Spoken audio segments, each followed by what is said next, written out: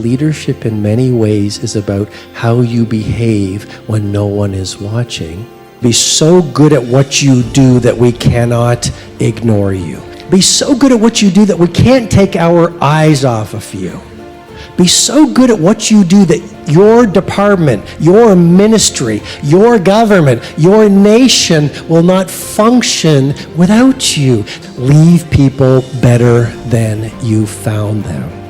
See, the job of the leader is really relationships. As you become more successful, the key is to become more humble, because every master thinks like a beginner, and every professional still behaves like an amateur. No idea works unless you will do the work. On RichNation WBPT podcast, the #1 podcast in the world. We introduce you to the people and ideas, and we bring people together. Today we have one and no other. Robin Sharma is a globally respected humanitarian, considered to be one of the top 5 leadership and personal mastery experts in the world, as well as an internationally acclaimed best-selling author. His work is embraced by rock stars, royalty, billionaires, and celebrity CEOs. With over 20 million books sold, clients such as Starbucks, Nike, GE, the Coca-Cola Company, NASA, and Microsoft are using his leadership methods to drive real growth and top performance. Deeply passionate about helping children in need live happier, healthier lives, Robin founded the Robin Sharma Foundation for Children, RSFC, as a registered charitable foundation. His #1 international bestsellers, such as The 5 a.m. Club, The Monk Who Sold His Ferrari, The Greatness Guide, Who Will Cry When You Die, and the Everyday Hero Manifesto have sold millions of copies in more than 92 languages and dialects, making him one of the most widely read authors alive. Please help me welcome Robin Sharma. I hope you guys enjoy the wisdom and pursue your dreams. Enjoy. We live in a world where energy is more important than even your intellect. So we can talk about energy management, but it's a key point. Eat less food, get more done. You are paid to inspire. You're paid to have energy. Education is inoculation against disruption. Education is inoculation against disruption. The person who knows the most wins. We're in a world right now, obviously, tremendous volatility. One of your game-changing advantages is outlearn everyone around you. And this is such an obvious advantage. It's what I call a gargantuan advantage, because most people spend the best hours of their days watching dancing cats on YouTube. We live in a world where people don't study anymore, where people don't practice rigor around their craft, where people are not learning anymore. See, the victim loves entertainment, the leader loves education. The victim loves leisure, the leader loves learning. And we live in a world where people are addicted to their devices. You know, today, for 60 minutes, turn your devices off or don't look at your devices. Your devices, your addiction to checking every WhatsApp that comes in, every notification from Facebook, every social media post is costing you fortunes of productivity, creativity, impact, and influence. Don't you want to know what happens to your brain when you focus? When you focus monomaniacally on a project or a skill, a neural pathway gets set up around that one skill. Soccer player, football player, go to practice, deep practice every single day. You isolate a neural pathway.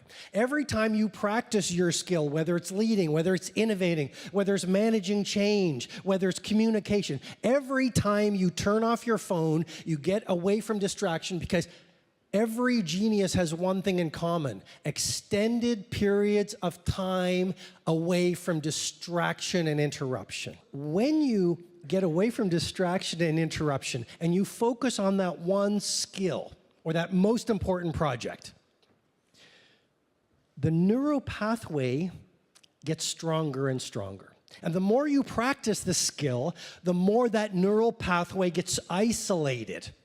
Now, when it gets isolated through deep practice every single day in an undistracted environment, oligodendrocyte, oligodendrocytes get triggered and they release a fatty tissue called myelin. Myelin is thought to be, by many researchers and scientists on high performance, to be the secret of genius. Wayne Gretzky, he said, I didn't skate to where the puck was, I skated to where the puck was going. Steve Jobs, I could see around corners. Messi, bend the ball like Beckham. These people were not naturally talented. They stripped away distraction. They developed a monomaniacal focus on mastery. They did it over an extended period of time. And what happened? Their brain kicked in to create a pharmacy of mastery. I just want you to know, Anders Ericsson is one of the preeminent researchers in the field of exceptional performance. And Anders Ericsson is actually the researcher from Florida State University who discovered or innovated the 10,000-hour rule. It was Anders Ericsson. Now, a lot of authors have popularized. If you want to, if you want to be the Mozart of government, you want to lead like Picasso, people have now realized, thanks to Anders Ericsson, you need to focus on your craft for 10,000 hours. And so when you do, your brain starts to create this pharmacy of mastery. Anders Ericsson actually says it well. He goes, you know what, Picasso and Mozart and Messi and Federer, those people are gifted, but you have the gift too. Because the gift of genius is a brain that can adapt through practice and focus. It's called what? Neuroplasticity. You all have that gift. People are not performing at mastery. You go into a taxi, you go into a shoe shop, you go into a restaurant. How many people practice deep craft rigor? How many people study? How many people are engaging in daily practice? How many people are fit like a pro athlete? I mean, if I have some time, I'm going to share, these are gargantuan advantages just because most people just show up at work. Most people just get through the day. Most people spend the best hours of their best days watching House of Cards. It's a good show, but... And so for the person who says, you know what, I want to stand for immortality through creating a legacy born of mastery, you have a stunning opportunity. I know you're sophisticated. I know some of you are senior leaders. I know some of you have big responsibilities. Look, let's be really honest here. We're a bunch of human beings, okay? And if you want to galvanize and excite a team of people to do world-class work, you have got to be authentic, passionate, giving, caring. You've got to break down the silos. You've got to lead by example. You want your people to know more about what they do than anyone else in any other department, any other nation. Do you do it? You want people to say, you know what, we have an opportunity to shape the future and to take care of the citizens of Dubai or the citizens of one of the other Emirates or wherever you're from around the world. Do you really connect with that mighty mission? Is that mission in your prayers or in your journal? Would you take a bullet for that mission? Oh, Robin, you're talking motivation. No, study emotional contagion. Your energy, your emotions radiate throughout your organization. So no matter what you say, people pick up and model what you feel. Mission is so important. If you look at all the great leaders, they had a mission, a mighty cause that was bigger than your life. You want to overcome adversity? You want to deal with volatility? You want to stay nimble and agile as a government leader? You want to own the game? Start discovering what your mighty mission is. It has never been so easy to be busy being busy. It has never been so easy to spend the best hours of your days chasing distractions. You want to be a great leader? Here's one line to think about. You can be distracted or you can get epic work done. You can't do both. Leaders don't spend their days mostly in meetings. If you want to lead, you've got to execute. If you want to lead, you've got to get stuff done. Here's a brain tattoo. Less talk, more do. Less discussion, more execution. Less ego. Less ego. Here's my title. Less ego, more results. Less taking, more giving. Less busyness, more production. Less complacency, more creativity. Less what's in it for me, more what's in it for the people I am blessed and have the privilege to serve. Less entitlement, more earning. Less lazy, more productivity. The man on the screen, or the example, is a story I want to share with you because it's about a man named Joey Dunlop. Joey Dunlop was a 5-time world motorcycle racing champion. Joey Dunlop was a sports superstar. I learned about Joey Dunlop when I was in Northern Ireland a number of years ago. Now you got to learn about Joey Dunlop, and Joey Dunlop was a 5-time world motorcycle racing champion. He was adored by the people in his country. Sadly, Joey Dunlop was killed when the motorcycle he was driving hit a tree under wet conditions in Tallinn, Estonia. But you know what? When no one was looking, because leadership in many ways is about how you behave when no one is watching, he would take the trailers that would carry his motorcycles and he would fill them with food, and he'd drive to Romania, and with his bare hands he would feed hungry orphans. And when Joey Dunlop died, 50,000 people left their homes, left their work, and streamed out into the streets to give testimony to the way that this man lived his life. 50,000 people honored his character and the way that this man lived. Right now, you are successful government leaders. Some of you are in the private sector, and a lot of you have big titles. How many of you in this room think you're successful? Show of hands here. Excellent, because you are. And yet, let me ask you this question. What if the things that you now believe to be important on the last hour of your last day, you realize those things matter very little? You see, this society has sold us that on these measures of success, like how much money you have, the car that you drive, the title on your business card, whether you're eating in the right restaurants, whether you're accumulating. But I propose to you that those are false seductions. Those are shiny toys that real leaders do not pursue.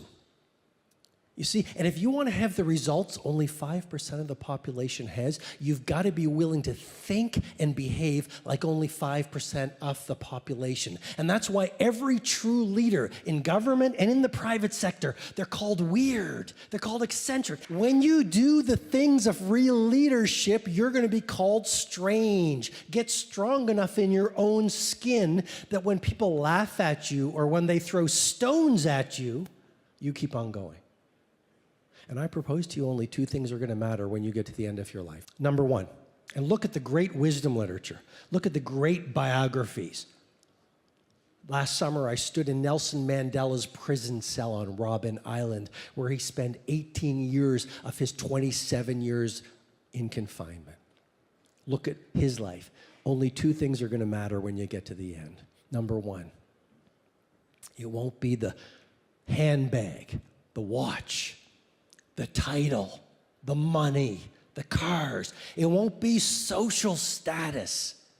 It won't be jockeying to be liked.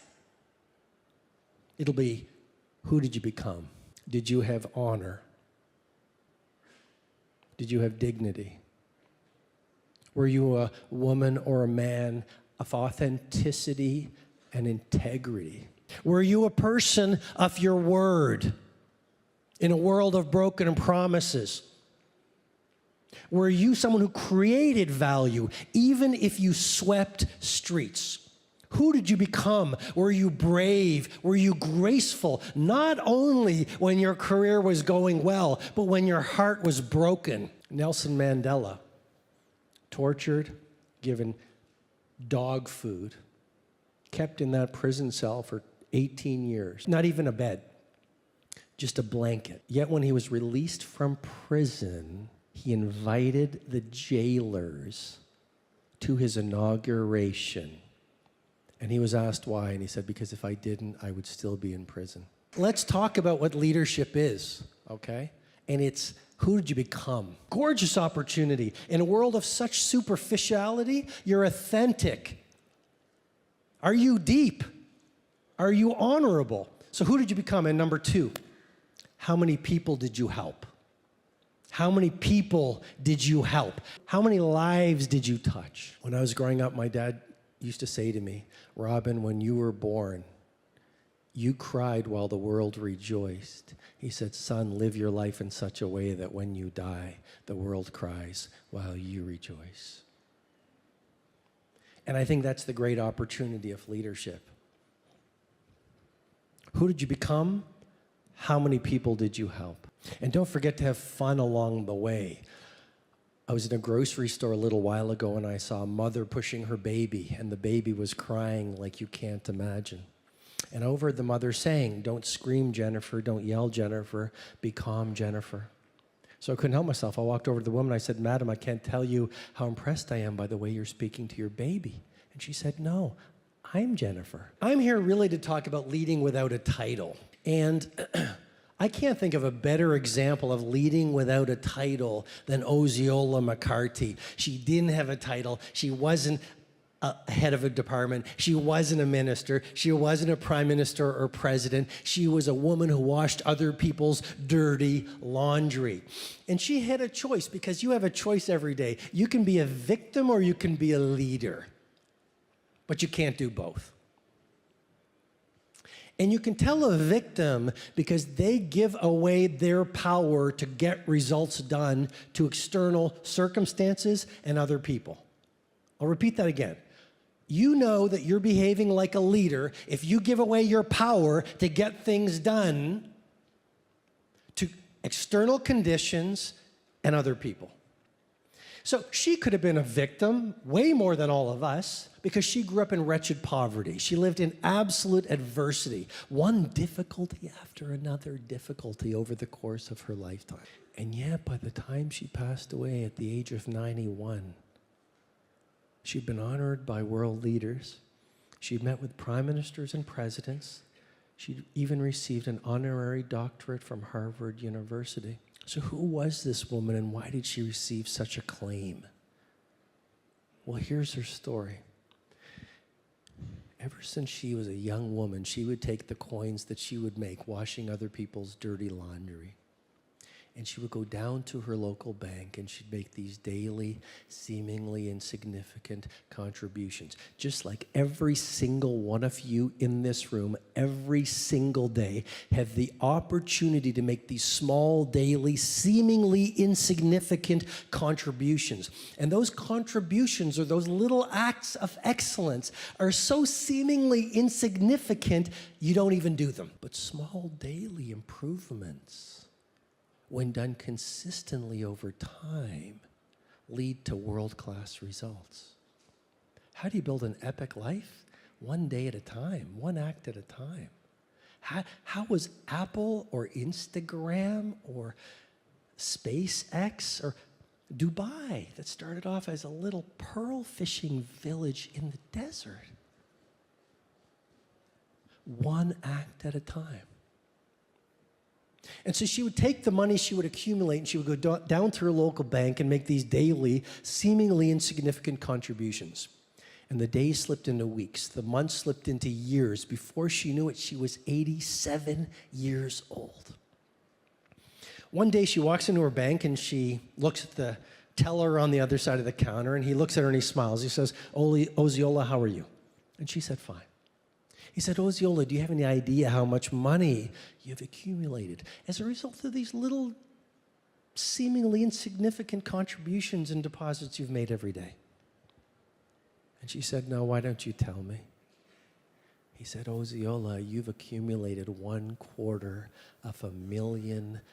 He said, tell me what you want me to do with it. Well, she was a simple woman. She did not know how much money that was. So the man behind the counter got an idea. He put the 10 coins on the counter, and he said, Osceola, this is your money. Tell me what you want me to do with it. She pointed to the first coins, and she said, I want you to give these to my nieces and my nephews because I love them so much. Then she pointed to the remaining coins and said, I would like you to give these to set up a scholarship for poor African-American students who still know how to dream, who dream of being leaders and astronauts, mothers and poets, firefighters and police officers in a world that has forgotten how to dream. And that act of humanity in a world that also needs serious amounts of humanity touched people around the world. Ted Turner was so impressed. He said, if an elderly washerwoman could give away all her money, I could certainly give away $1 billion, which is exactly what happened. A reporter tracked down Osceola and said, this is incredible. You're giving away all of your money. What's your dream? And she said, well, you know, I'm an elderly woman, but I so dearly wish that before I die, I could see the first student walk across the graduation stage. But I know because of my advanced age, that's not going to happen. And yet, ladies and gentlemen, 1 month before she died, the first student walked across the graduation stage. And after Osceola died, another reporter tracked down the student and said, did you hear the news? Your benefactor has gone. Osceola has died. Do you have any comment? And I've never forgotten what the student said. Heaven couldn't have gotten a better angel. She was an inspiration. She was a blessing. And she was a treasure to the entire earth. That's leadership. So you can lead without a title. If you are deriving your power within your government from the title on your business card, you're in a very vulnerable position because people will not follow you. They will not give you their best. They will not give you their energy, their creativity, if they're just following you because you are the boss. Lead without a title. And if you don't have a title, don't give away your power and say, I can't lead because I'm not the managing director or the boss of this department or a minister or a head of state. Lead where you're planted. Because leadership isn't really about a title. Leadership is really an approach. Leadership is a way of being. Some of you might be from human resources, one of my favorite overheads. He said, we're looking for an aggressive, persistent salesperson, like, for example, the one who sold you that suit. So let me give you some rules for leadership. And before I get into those, I want to give you, would it be helpful if I gave you some pivot points to go from any form of victimhood to leadership? I usually don't share this. I'm going to do it for you. But number one, the victim is all about can't. The leader is all about can. Now, that's not just some platitude. Study the work of Ellen Langer at Harvard University, and she talks about the psychology of possibility. And if this was so obvious, how many of you in this room have, through daily practice around getting things done, automatically default to can? Am I making sense here? How many of you in this room, if this was so obvious, you actually live the mentality of can, the philosophy of possibility? Most people, it's all about can't. Here's why we can't do this. Here's why we can't have the best team. Here's why this project won't work. Here's why I can't get really fit. Here's why I can't make time to read. Here's why I can't be the Picasso of my industry. So number one, you know you're playing victim when you are thinking, speaking, and behaving in the psychology of can't. Number two, the victim makes excuses, the leader delivers results. The victim makes excuses, the leader gets world-class work done. And by the way, beneath every single one of your excuses lives a fear. The reason we make excuses all day long and then actually start believing the excuses are true is because we're frightened. Most people are afraid of their greatness. Most people are afraid of success. Most people don't feel they deserve very much. Most people are afraid to shine brightly in the world. So we construct this architect. You know, Bruce Lee said it well. He called them a self-constructed programming. And I just want to challenge you. You might be reciting these excuses every day, and you're saying them so many times, you actually think they're true. Leaders are brilliant at self-deception. How many of you are really good at lying to yourselves? Most of us do that as human beings. And so the victim is very much about excuses. The leader is all about results. I can tell how well you're leading by the trail of results and value you've left behind. Third pivot point. The victim is distracted. The victim is distracted. Even here, I see how many of you can sit still without getting up. So, you know, I see this at some people, they can't sit still anymore. They can't focus anymore. The victim is addicted to distraction. How many people feel sort of addicted to your mobile? The leader is monomaniacally focused on a few things. What an opportunity. Most people are addicted to distraction. They're addicted to video games. They're addicted to their phone. They're addicted to gossip. They're addicted to moving and being busy. But let us not confuse being busy with being productive. The leader has built their professional life and personal life around just a few things so they do not dilute the bandwidth of their focus, their energy, and their potential. Does that make sense? But that's a very disruptive act. I'm suggesting to you, you don't build a wide life and you don't build a wide career, but you go really, really deep. And most people don't do that. Most people are so distracted. They're not present anymore. They look you in the eye, they're not present. They go home, they're not present for their children. Are you present for your teammates? The greatest gift you can give to another human being is the gift of your presence. And even if you want to do world-class work, how can you do world-class work if you're distracted? Here's the science. It's called emotional residue. The victim is frightened of change. The leader is inspired by change. Write that one down, please. The victim is frightened of change. The leader is inspired by change. And then the final one I'd leave you with is the victim is a follower. We live in a world that's so interesting right now.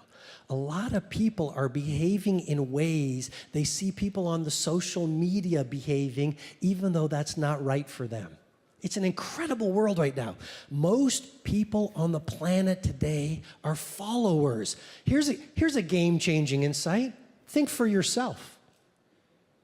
How many people do you know think for themselves? How many people do you know are originals? Most people have not even made the time to think alone. What food do I like? What are my top values? What is real leadership for me? What are my true measures of success? What are the books I like versus the person I follow on the social media? It is rare to see a woman or a man thoughtful, deep, thinking for themselves. That's why I call these gargantuan advantages, because most people are card-carrying members of the cult of mediocrity. Most people don't think for themselves. They're brainwashed. They're hypnotized. They're plugged into the matrix. They're watching all the media, and they're being hypnotized and programmed into a way of living that I believe is heartbreak at the end. Number one, 5 things to devote yourself to. I encourage you to make a commitment here in this room to be so good at what you do that we cannot ignore you. That comes from Steve Martin, the comedian. Be so good at what you do that we can't take our eyes off of you. Be so good at what you do that your department, your ministry, your government, your nation will not function without you. This is a massive opportunity. How many people do you know that are so good at what they do, the organization or the team cannot function without them? So be so good at what you do that we cannot ignore you. Very few people these days see their job as a study. Very few people read. Very few people are attentive to the details. So be so good at what you do that we can't take our eyes off you when we watch you work. Second devotion, and I've mentioned this, is release your addiction to distraction. According to the latest research, on an average day, we're spending 2.1 hours a day in distraction. We are being interrupted by technology every 11 minutes. And it takes 20 minutes to focus your mind back on the work that you were doing before you were distracted. Edison was one of the greatest geniuses of humanity. You know one of Edison's key protocols? His Menlo Park. Edison's Menlo Park. He had this place where he and his small band of workers would go to, and they would get away from the world, and there was no distractions, no interruptions. And by doing that, he allowed the natural power of his brain to focus on ideas that change the world. And the science behind it is actually called transient hypofrontality. When you develop your Menlo Park, when you get away from distraction, when you start to focus on that one piece of work that you want to take to world class, your neocortex, which is the seat of reasoning, starts to shut down. You see, because you never do your best work from the intellect, you do it from a deeper place. Your neocortex starts to shut down, and your brain waves shift from beta to alpha. Every day when you're at work, doing distractions, being interrupted, living the daily life, your brain is in beta. But if you look at geniuses, they're operating at alpha waves. Once your brain shifts from beta to alpha, a pharmacy of mastery is created. Cortisol, which is the fear hormone, starts to reduce.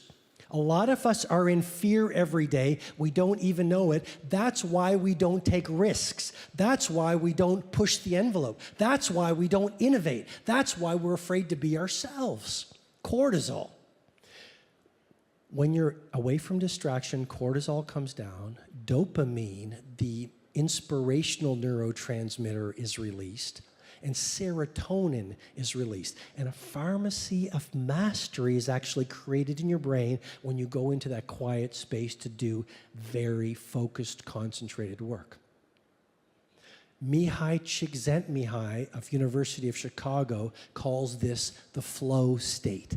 Every single one of us can create flow in our work.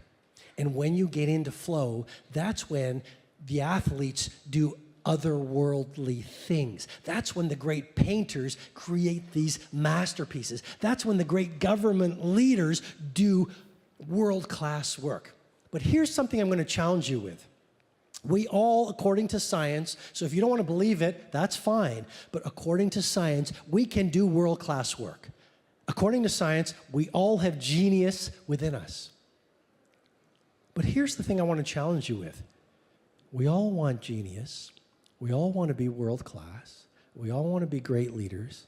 And we all want to live meaningful lives.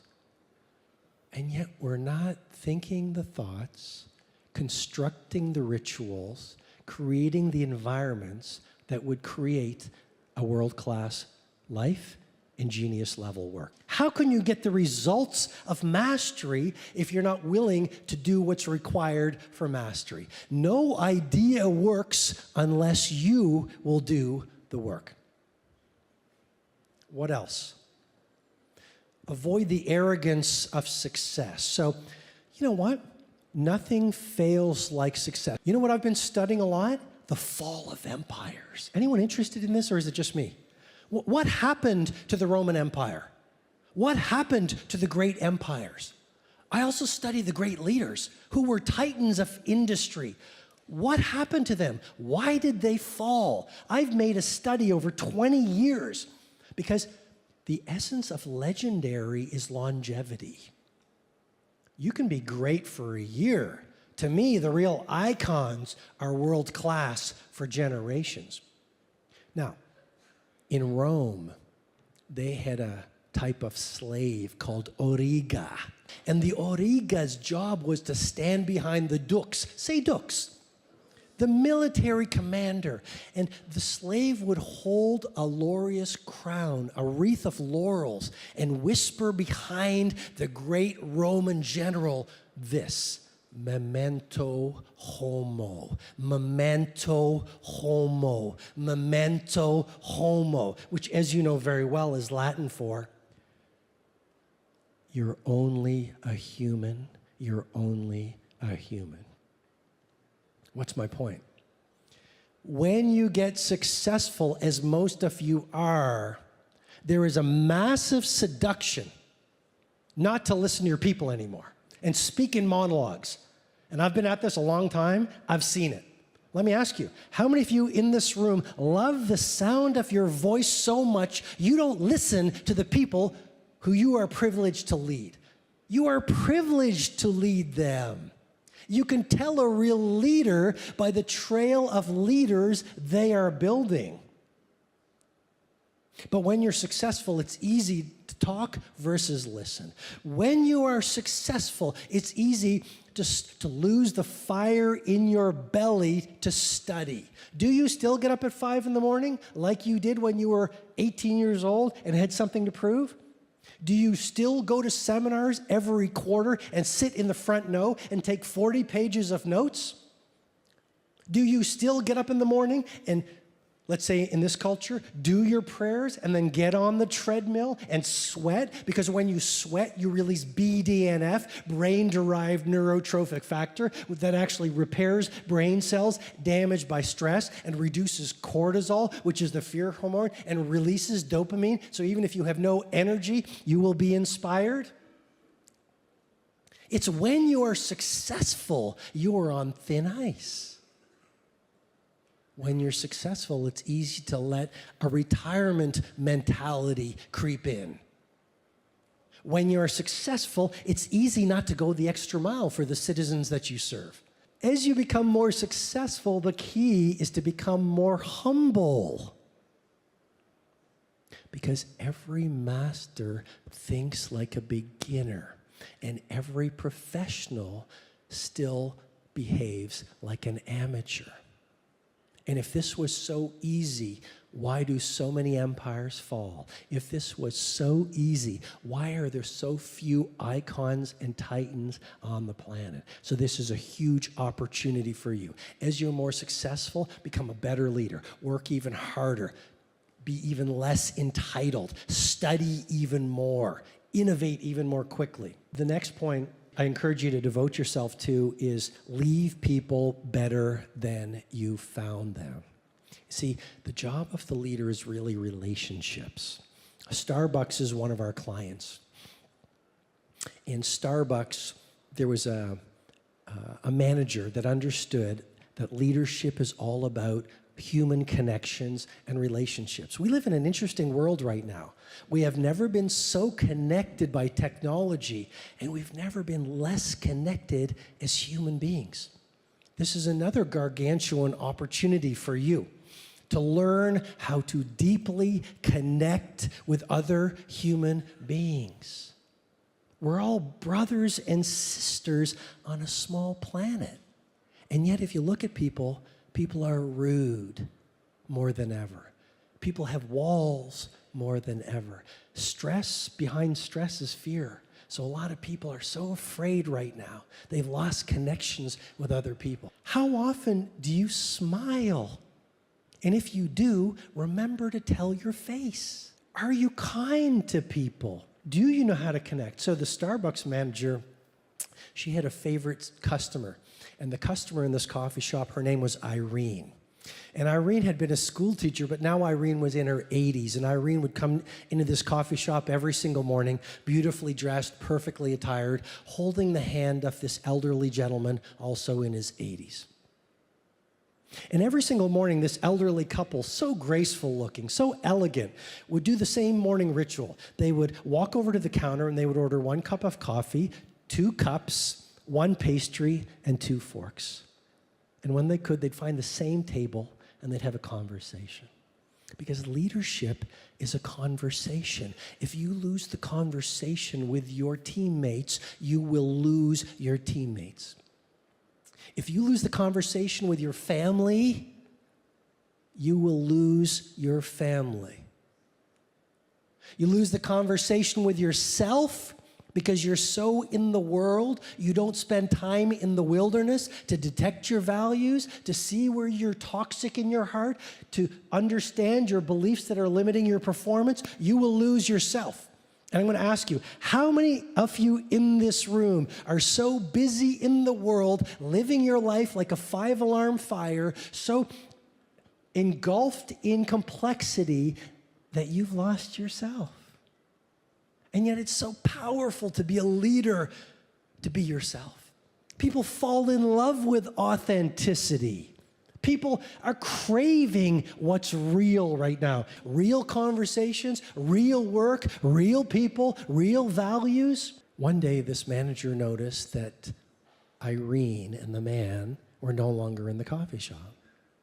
And because she truly cared, she got very concerned.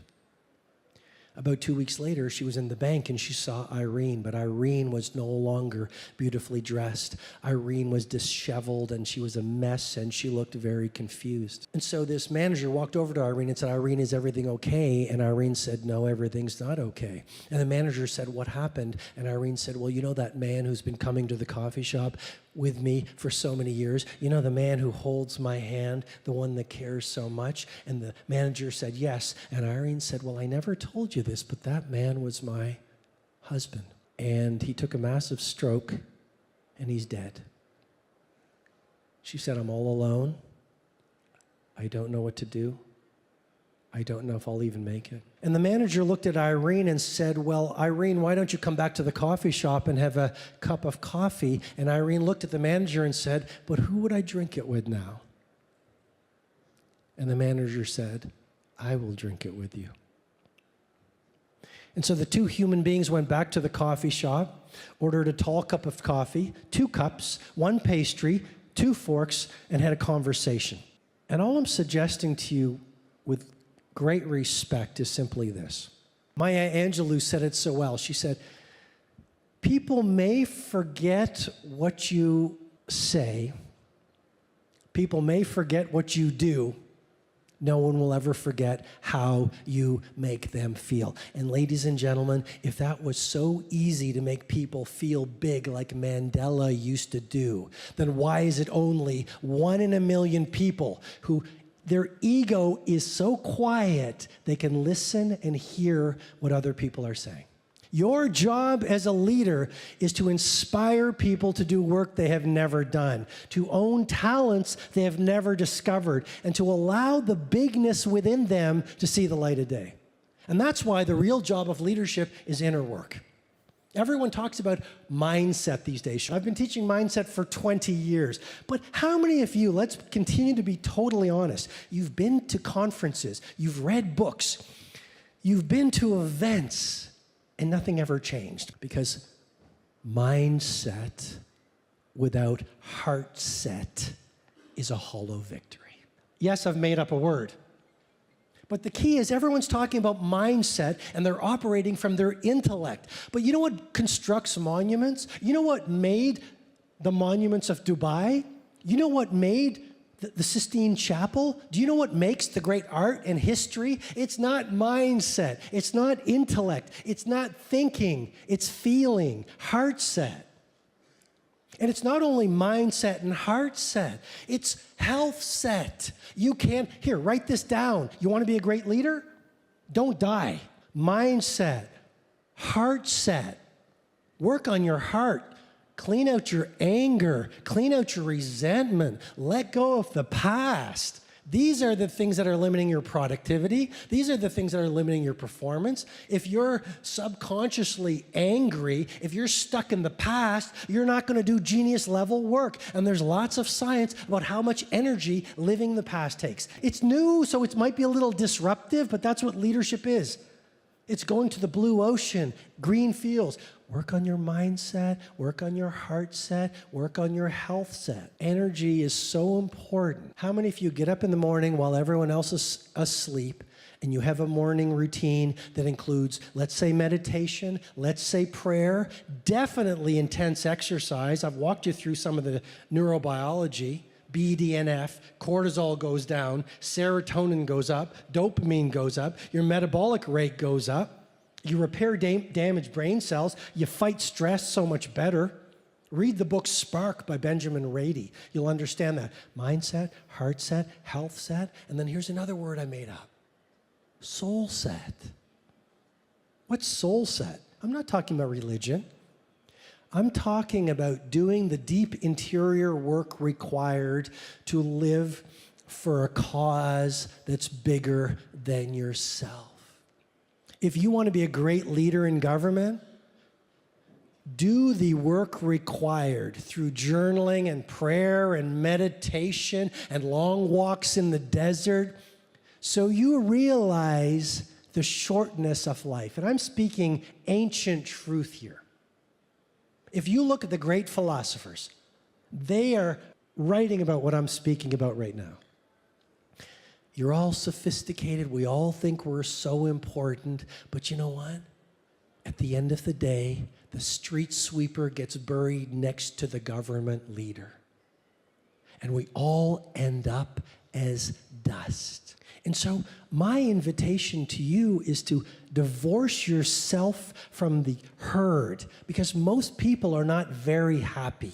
Most people are not doing world-class work. Most people are not burning optimists. Most people are not fit. Most people are not on a mighty mission. Most people are victims. And work on soul set, that fourth interior empire, so that when you go to work every day, you're living for the bigger mission of serving the citizens of your nation. And that sounds like a platitude, but you will own the game if you actually hardwire it in to a way of thinking and a way of being. And why would you do it? It's a great secret of happiness, which I know you talked about yesterday. It's a great secret of energy. To live your life with meaning fills your heart with great joy. I've been at this 20 years. I could retire. I still got on airplanes. I still did a Facebook Live yesterday for 45 minutes, bringing on my A game as much as I knew how to do it. Why? To make money? I didn't sell anything. I did it to serve, because to lead is to serve. To lead is to serve. Remember that failure is greatness waiting to happen. The victim looks at failure and gets knocked down. The leader looks at failure and asks themselves, what's the opportunity here? The more you dream at work, the more you raise your standards, the more you say, I want to play at world class. I'm going to tell you something. You're going to get bloodied. The more you innovate, the more you're going to stumble. Even in your personal life, the more you dream, the more you reach, the more you dare, the more you're going to get hurt. That's just the price of ambition. My challenge to you is, rather than when you fail at work because you're innovating or trying something new or being more authentic, Rather than giving up and contracting, ask yourself, how can I use this failure to grow? My challenge to you with great love and respect is turn your pain into power. Turn your suffering into strength. And turn your failures into fortune. If you look at the great women and men of this planet, their hearts were broken. Some of them were tortured. Some of them were devastated. Well, what happens to most people, the people we don't even know about? They shut down, and they're living 30 years in the past with a broken heart. Something happened to them, a divorce, an illness, a tragedy. It happened years ago, and they've never worked through it, and now they're blaming the world. That's a victim. You know what leaders do? They ask themselves, how can I use this tragedy? How can I use this suffering? How can I use this failure as a treasure? Because let's be honest, we don't grow when things are easy. When things are falling apart, that's the chance to learn empathy. When someone has wronged us, you can blame the wrongdoer, or you can learn forgiveness. When someone has lied to you, you can learn boundaries. How many of you in this room, in your most difficult times, you realized how strong you are? So remember that failure is greatness waiting to happen. And with that, I want to thank you very much, and I hope I've been of service to you. Thank you. If you want to support our podcast and stay informed about our latest episodes, we're always creating new content every week for our podcast. Subscribing is the best way to ensure that you don't miss out on any of it. Please hit the subscribe button. We really appreciate it. God blesses you all and be legendary, my friends.